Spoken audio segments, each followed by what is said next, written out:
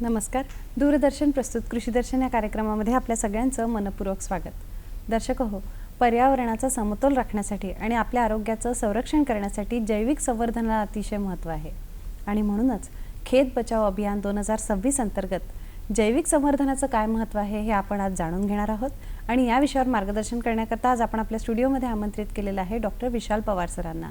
Sir नमस्कार. स्टुडिओमध्ये आपलं स्वागत. नमस्कार. पवार सरांबद्दल सांगायचं तर सर कृषी महाविद्यालय नागपूर येथे सहाय्यक प्राध्यापक म्हणून कार्यरत आहेत. तर सर आपण चर्चेला सुरुवात करू. हो, नक्कीच. सर्वप्रथम आम्हाला हे सांगा की जैविक संवर्धन म्हणजे नेमकं काय? तर जैविक संवर्धने म्हणजे कृत्रिमरित्या वापरून तयार केलेली संवर्धने होय.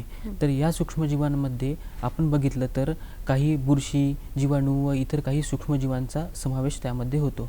तर हे सूक्ष्मजीवे काय करतात, मातीमध्ये किंवा वातावरणामध्ये असलेली अन्नद्रव्ये पिकांच्या मुळांभोवती नेऊन त्याला शोषण्यासाठी मदत करतात. आणि रासायनिक खतांप्रमाणेच ही सूक्ष्मजीवे थेट अन्न पुरवठा करत नाहीत. तर ते नेमकं काय करतात, तर ते उदाहरणार्थ आपण बघितलं तर त्यातली काही सूक्ष्मजीवे पिकांना नत्राचा पुरवठा करतात आणि काही सूक्ष्मजीवी बघितलं तर जमिनीतील अघुलनशील स्फुरद विरघळण्यास मदत करतात, पालाश विरघळण्यास मदत करतात आणि त्यानंतर वनस्पतींच्या मुळांची वाढ आणि काही अन्नद्रव्ये पिकांपर्यंत पोहोचवण्याला मदत करतात. म्हणजे साधारणतः आपण बघितलं तर मातीची सुपीकता वाढवणारी, पिकांच्या वाढीस चालना देणारी आणि शाश्वत शेतीला पूरक अशी असणारी ही नैसर्गिक संपत्ती आहे. याला आपण जैविक संवर्धने असे म्हणू शकतो. मग या जैविक संवर्धनाचं अलीकडे विशेष महत्त्व आलंय सर. शेतामध्ये पण या गोष्टींना खूप महत्त्व आहे. बरोबर. तर कशा पद्धतीने आपण याचं महत्त्व विशद कराल? तर आपण बघितलं तर आजच्या शेतीमध्ये शेतकऱ्यांसमोर असे बरेचसे गंभीर आव्हाने उभी आहेत. त्यामध्ये आपण बघितलं तर वाढती उत्पादनाचे जोर आणि रासायनिक खतांचा अतिरेकी वापर, मातीची उत्पादन क्षमता घटणे, हवामानातील बदल, पर्यावरणीय समतोल बिघडणे, या अनेक म्हणजे कारणांना शेतकऱ्यांना सामोरे जावे लागत आहे. तर यासाठी आपण जैविक संवर्धनाचा जर वापर केला तर आपण रासायनिक खताला पर्याय म्हणून त्याचा आपण वापर करू शकतो. आणि आपण बघितलं तर हरित क्रांतीनंतर अन्नधान्य उत्पादनात भरपूर वाढ झाली, पण त्यानंतर रासायनिक खतांचा, त्यामध्ये भरपूर कीटकनाशकांचा भरपूर वापर करण्यात आला. तर परिणामी साधारणतः सुरुवातीला याचे आपल्याला म्हणजे सक्रिय परिणाम दिसले, पण नंतर काय झालं, नंतर या परिणामाचा पिकांवर, मातीवर आणि अशा अनेक घटकांवर त्याचा परिणाम झाला. आता परिणाम कसा झाला, तर काय झालं, मातीतील सूक्ष्मजीवांची संख्या कमी झाली आणि त्यानंतर काय झालं, आपण बघितलं तर मातीमध्ये असणारे घटक कमी झाले, सूक्ष्मजीव कमी झाले आणि त्याचा पिकांवर सुद्धा परिणाम झाला. बरं. मग आता आपण जैविक संवर्धनाच्या जेव्हा आपण चर्चा करतो सर याबद्दल, तर त्यांचे कुठले प्रकार किंवा कुठले घटक आहे का, कोणकोणत्या वेगवेगळ्या आस्पेक्ट्सवर हा विषय काम करेल? तर आपण यामध्ये पहिले 3 प्रकार बघू. त्यामध्ये साधारणतः 3 प्रकार पडतात. त्यामध्ये हा पहिला प्रकार आहे ज्याला आपण जैविक खते म्हणतो, ज्याला बायो फर्टिलायझर असे आपण म्हणतो. आणि दुसरा प्रकार आहे ज्याला आपण जैव नियंत्रक घटक म्हणजे त्याला आपण बायो कंट्रोल एजंट्स असे म्हणतो. आणि तिसरा प्रकार आहे त्यामध्ये बायो इनॉक्युलंट, त्याला आपण म्हणजे जैविक कीटकनाशके असे सुद्धा म्हणू शकतो. मग आता जो पहिला प्रकार तुम्ही म्हणताय सर जैव खते, तर ही जैविक खते किंवा जैव खते म्हणजे नेमकं काय? तर आपण प्रथम बघू की नेमके जैविक खते म्हणजे काय. तर ही अशी संवर्धने आहेत की पिकांना अन्नद्रव्यांचा साठा करतात. अन्नद्रव्ये म्हणजे हवेतील जे मुक्त स्वरूपातले नत्र आणि जमिनीतले जे स्फुरद म्हणजे जो विरघळणारा स्फुरद असतो तो पिकांना उपलब्ध करून देतात. आणि तो उपलब्ध झाल्यानंतर काय करते, आता ही अशी संवर्धने आहेत जी शेतकऱ्यांसाठी खूप महत्त्वाची आहेत. आणि त्यामध्ये आपण बघितलं तर त्यामध्ये वेगवेगळे गट पडतात. त्यामध्ये पहिला बघितला तर आपण नत्र स्थिरीकरण करणारा गट आहे. तर नत्र स्थिरीकरण करणाऱ्या गटामध्ये रायझोबियम, अझोटोबॅक्टर, अझोस्पिरिलम अशा अनेक प्रकारचे सूक्ष्मजीव त्यामध्ये आढळतात. तर त्यामध्ये आपण प्रथम बघू की नेमकं रायझोबियम म्हणजे काय. तर रायझोबियम हे शेंगवर्गीय पिकांसाठी नत्र स्थिरीकरण करणारे जीवाणू आहेत. आणि त्यानंतर हे जीवाणू पिकांच्या मुळांवर गाठी निर्माण करतात. पिकांच्या मुळांवर गाठी निर्माण करून हवेतील मुक्त नायट्रोजन म्हणजे मुक्त नत्र पिकांना त्याला उपलब्ध करून देण्याचे काम करतात. आणि त्यामुळे काय होते, ते पिकांच्या उत्पादनात वाढ होते. आणि पिकांच्या उत्पादनात आपण बघितलं तर कमीत कमी 15 ते 25% आपण त्याची वाढ करू शकतो. आणि नत्र झाडाला मिळाल्यामुळं नत्र खतांची संख्या सुद्धा आपण कमी करू शकतो. म्हणजे शेतकऱ्यांसाठी हा असा फायद्याचा आहे. आणि यामध्ये एक असं लक्षात ठेवायचं आहे की शेतकऱ्यांना सांगावंसं वाटेल की रायझोबियम हा असा जीवाणू आहे, तो विविध पिकांसाठी वेगवेगळा वापरला जातो. म्हणजे त्यामध्ये वेगवेगळे गट पडतात. त्यामध्ये सोयाबीन गट आहे, घेवडा गट आहे, हरभरा गट आहे, असे विविध त्यामध्ये गट पडतात. त्यामुळे स्पेसिफिक जो रायझोबियमचा जीवाणू आहे तो स्पेसिफिक क्रॉपसाठीच वापरला गेला पाहिजे, हा असं यामध्ये असते. आणि त्यानंतर आहे अझोटोबॅक्टर. तर अझोटोबॅक्टर सुद्धा म्हणजे जमिनीमध्ये स्वतंत्रपणे, ज्याला आपण काय म्हणू शकतो, फ्री लिव्हिंग म्हणू शकतो. तर जमिनीमध्ये स्वतंत्रपणे नत्र स्थिरीकरण करणारा जीवाणू आहे. आणि हा थेट मुळांच्या म्हणजे पिकांच्या मुळांभोवती राहत नाही, तर तो जमिनीमध्ये किंवा मातीमध्ये स्वतंत्रपणे राहतो. आणि त्यानंतर काय करतो, हा झाडाला नत्र उपलब्ध करून देण्यात मदत करतो. आणि त्यासोबतच काही ज्याला आपण ग्रोथ रेग्युलेटर म्हणतो, म्हणजे ज्याला आपण कोणती वाढक द्रव्ये असे म्हणतो, ज्याला इंडोलॅसिटिक ॲसिड आहे, जिब्रेलिक ॲसिड आहे, अशा ॲसिड सुद्धा म्हणजे वाढक द्रव्ये सुद्धा झाडांना उपलब्ध करून देण्यास मदत करतो. आणि त्यानंतर बघितलं तर अझोस्पिरिलम आहे. तर अझोटोबॅक्टर अझोस्पिरिलममध्ये हा फरक आहे की अझोटोबॅक्टर हा फ्री लिव्हिंग आहे, मातीमध्ये म्हणजे बऱ्याच ठिकाणी प्रेझेंट असतो. तर अझोस्पिरिलम हा असा घटक आहे की हा घटक तृणधान्य किंवा नगदी पिकांमध्ये पिकांच्या मुळांच्या शेजारी प्रेझेंट राहतो. आणि त्यानंतर तो पिकांना नत्र उपलब्ध करून देण्यास मदत करतो. आता साधारणतः हा म्हणजे अझोस्पिरिलम सूक्ष्मजीव आपण बघितलं तर भात, बाजरी, मका, ज्वारी या पिकांना महत्त्वाचा ठरतो. तर अशा प्रकारे अझोस्पिरिलम झालं. आणि यानंतर आहे स्फुरद विरघळवणारी खते. तर स्फुरद विरघळणारी खतेंना आपण काय म्हणतो, पोटॅश सॉल्युबलायझिंग बॅक्टेरिया. तर यामध्ये सुडोमोनास स्ट्रियाटा आहे, बॅसिलस सबटिलिस आहे. हे बॅक्टेरिया काय करतात, जमिनीत जो अघुलनशील स्फुरद आहे तो अघुलनशील स्फुरद पिकांना सहजपणे उपलब्ध करून देण्याचे, विरघळवून पिकांना सहजपणे उपलब्ध करून देतात. तर त्यामुळे काय होते, आपल्याकडे आपण जेव्हा शेतकरी रासायनिक खतांमध्ये फॉस्फरसचा जो वापर होतो तो कमी होतो. आणि पिकांच्या उत्पादनाला आणि मुळांच्या वाढीला त्याचा आपल्याला फायदा होतो. आणि म्हणजे थोडक्यात सांगायचं म्हणजे ही जी जैवखतं आहेत सर, ती सगळी जैवखतं सगळ्या क्रॉपसाठी अवेलेबल होतील असं नाही आहे, किंवा सगळ्यांना फायद्याची ठरतील असं नाही. काही विशेष क्रॉप्स आहेत ज्याच्यासाठी अझोटोबॅक्टर किंवा मग तुम्ही आता रायझोबियम म्हटलं तशा पद्धतीने ते वेगवेगळ्या पिकांसाठी ते स्पेसिफिक आहेत, प्लांट स्पेसिफिक. तसं आपण बघितलं तर शेतकऱ्यांना वाटेल की रायझोबियम सुद्धा नत्र स्थिरीकरण करतो, अझोटोबॅक्टर सुद्धा नत्र स्थिरीकरण करतो, अझोस्पिरिलम सुद्धा करतो. पण हे जीवाणू असे आहेत की आता आपण बघितलं तर रायझोबियम हा शेंगवर्गीय आणि द्विदल पिकासाठीच आपण वापरतो. म्हणजे ज्या पिकांमध्ये गाठी, ज्याला आपण नॉड्यूल्स असे म्हणतो, तर ज्या पिकांमध्ये नॉड्यूल्स गाठी निर्माण होतात अशा पिकांमध्ये हा नायट्रोजन स्थिरीकरण करतो, म्हणजे नत्र स्थिरीकरण करतो. आणि त्यानंतर आहे अझोटोबॅक्टर आणि अझोस्पिरिलम, हे सुद्धा स्पेसिफिक क्रॉपसाठी असे क्रॉप स्पेसिफिक आहे.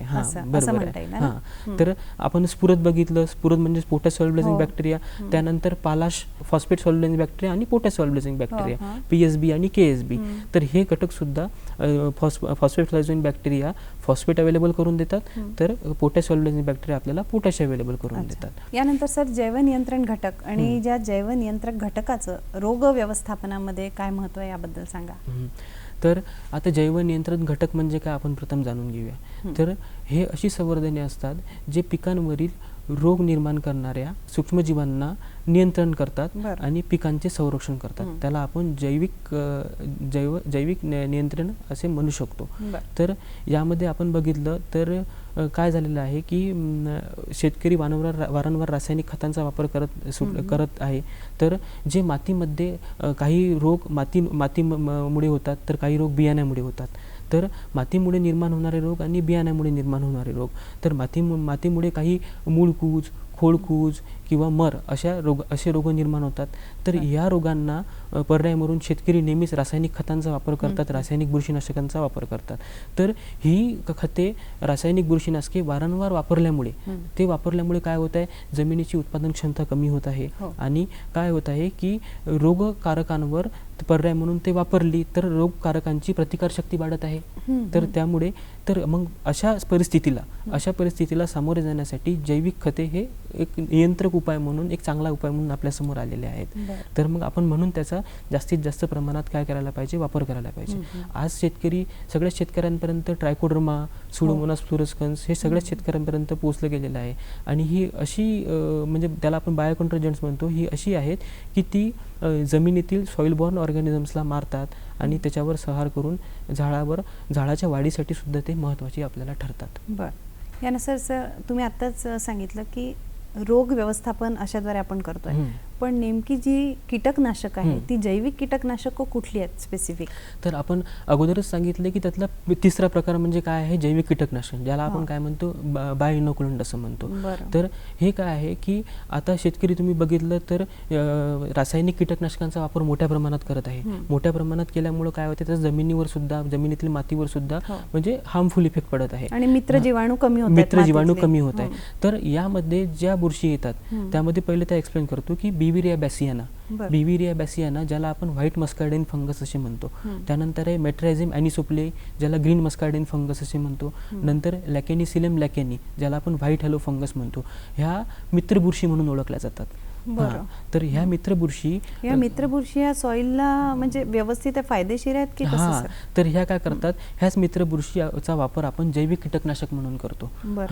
तर काय होते की आता शेतकरी वारंवार कीटकनाशकांमुळे काय होते, रासायनिक कीटकनाशकां वापरल्यामुळे जमिनीची सुपीकता कमी होत आहे. म्हणून पर्यावरणपूरक उपाय म्हणून आपण या जैविक कीटकनाशकांचा वापर करत आहे.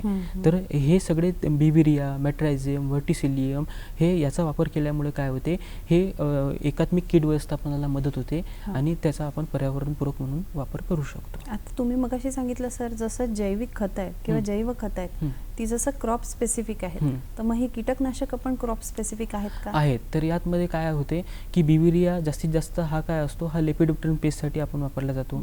आणि मेट्रायझियम आणि व्हर्टिसिलियम बघितलं तर हे काय करतात, आपण लेपिडोप्टेरन पेस्टसाठी वापरला जातो. म्हणजे सकिंग पेस्ट आणि लेपिडोप्टेरन पेस्ट आपण काय म्हणतो की सकिंग पेस्ट म्हणजे मावा, तुडतुडे, फुलकिडे याच्यासाठी, आणि लेपिडोप्टेरन पेस्टमध्ये फ्रूट पॉट बॉरर, ग्राम पॉट बॉरर अशा सारख्या पेस्ट त्यामध्ये येतात. अच्छा, आणि याचा काही डोस असतो का सर, किंवा एक एकरी किंवा याच्यासाठी? तर त्याचे डिफरंट स्पेसिफिक डोस आहेत, तर ते आपण एक्सप्लेन करू त्याला. चालेल. यानंतर आपण ही जैविक संसाधनं जी आहेत त्याचा वापर योग्य प्रकारे कसा केला पाहिजे? तर नक्कीच त्याचा वापर आपण शेतकऱ्यांना, हा खूप महत्त्वाचा प्रश्न आहे शेतकऱ्यांसाठी, कारण त्याचा वापर योग्य प्रमाणात केल्यास त्याचा आपल्याला व्यवस्थित फायदा मिळू शकतो. कधी कधी काय होते, चांगले उत्पादन असून सुद्धा जर शेतकऱ्यांनी त्याचा वापर योग्य प्रमाणे केला नाही तर काय होते, त्याचा आपल्याला जसा पाहिजे तसा फायदा मिळत नाही. तर म्हणून शेतकऱ्यांना सांगायचं झालं तर याचा वापर नेहमी व्यवस्थित करायला पाहिजे. तर त्यामध्ये आपण पहिली पद्धत आहे की बीज प्रक्रिया. तर अच्छा, आपण बीज प्रक्रियेबद्दल पण डिटेलमध्ये समजून घेऊ सर. त्या अगोदर घेऊया एक छोटीशी विश्रांती. दर्शक हो, कुठेही जाऊ नका, बघत रहा कृषी दर्शन.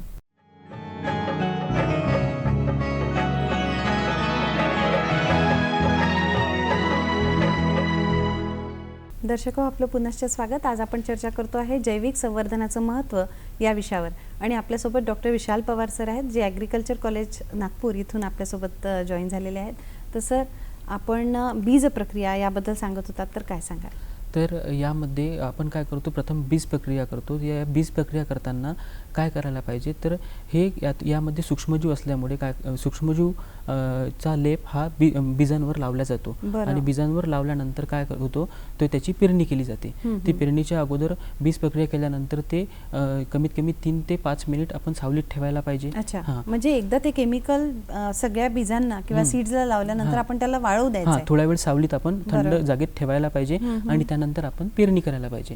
तर आपण मग बीज प्रक्रिया का करतो, तर हा पहिला प्रश्न आहे की बीज प्रक्रिया आपण यासाठी करतो की पेरणी केल्यानंतर जमिनीतील जे काही शत्रुबुरशी आहेत जमिनीत काही शत्रुबुरशी आहेत तर त्या सीडवर इफेक्ट करतील, तर त्या सीडला खातील. तर त्यामुळे ही सूक्ष्म मित्र बुरशी ज्या आहेत, ट्रायकोडर्मा झालं आणि त्यानंतर रायझोबियम झालं, त्यानंतर अझोटोबॅक्टर झालं, याच्यासारखं आपण सीड ट्रीटमेंट केलं तर या सीड ट्रीटमेंटमुळं काय होईल तर ते त्याच्यावर त्याला प्रोटेक्ट करतील आणि ते प्रोटेक्ट केल्यामुळं काय होईल ते त्यावर इफेक्ट करू शकणार नाही, शत्रुबुरशी त्यावर इफेक्ट करू शकणार नाही. तर म्हणून आपण बीज प्रक्रिया करायला पाहिजे. म्हणजे ग्रोथ आणि प्रोडक्शन दोन्हीवर परिणाम होतो. आणि ते आपण म्हणजे क्रॉप म्हणजे इमर्ज व्हायच्या अगोदर सोविंग केल्यामुळं काय होते की त्याचे रूट सुद्धा चांगले वाढतात. हा सुद्धा एक बीज प्रक्रियेचा फायदा आपल्याला होतो. आणि त्यानंतर दुसरी पद्धत आहे द्रावणात रोपे डुबविणे. आता तुम्ही बघितलं असेल की नर्सरीमध्ये खूप सारे ट्रान्सप्लांटेड क्रॉप्स असतात किंवा भाजीपाला फळबागेमध्ये.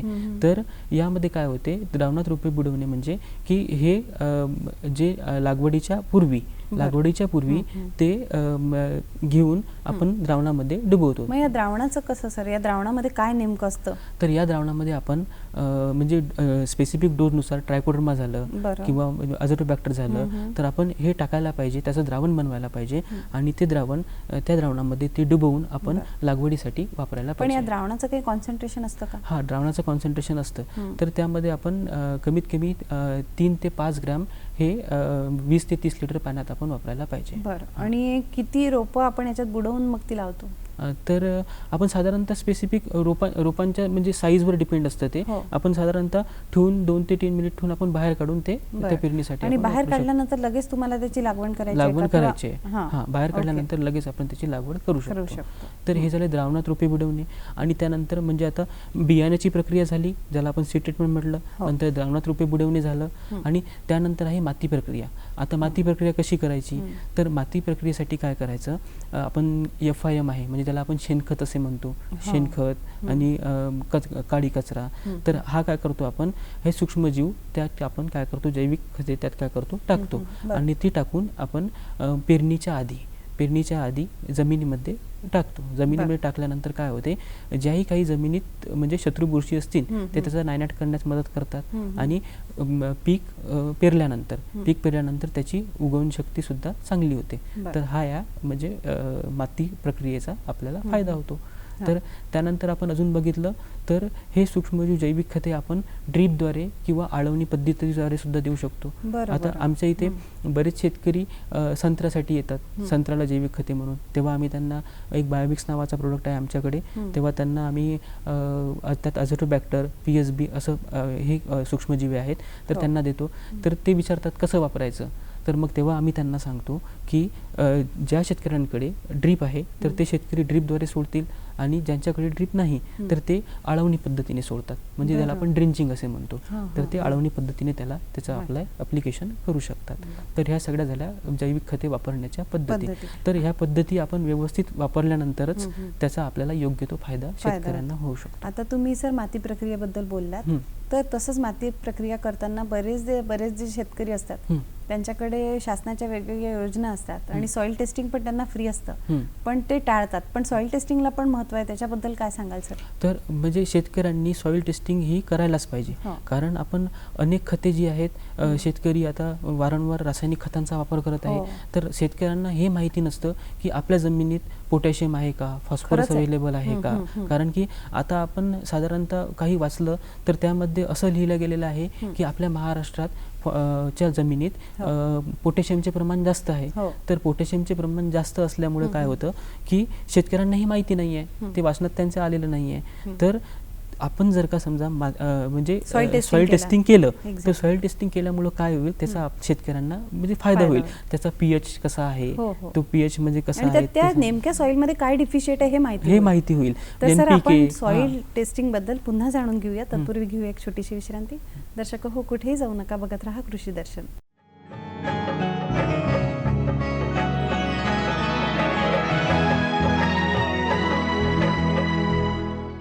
दर्शको, आपलं पुनश्च स्वागत. आज आपण चर्चा करतो आहे जैविक संवर्धनाचं महत्त्व या विषयावर आणि आपल्यासोबत आहेत डॉक्टर विशाल पवार सर. सर, आपण जैविक संवर्धनाबद्दल बोलत होतो आणि सॉइल टेस्टिंगबद्दल पण आपण चांगलं सांगितलं. यानंतर सर, नेमकं ही जी जैविक संसाधनं आहेत ती वापरत असताना शेतकऱ्यांनी कुठली काळजी घ्यायची?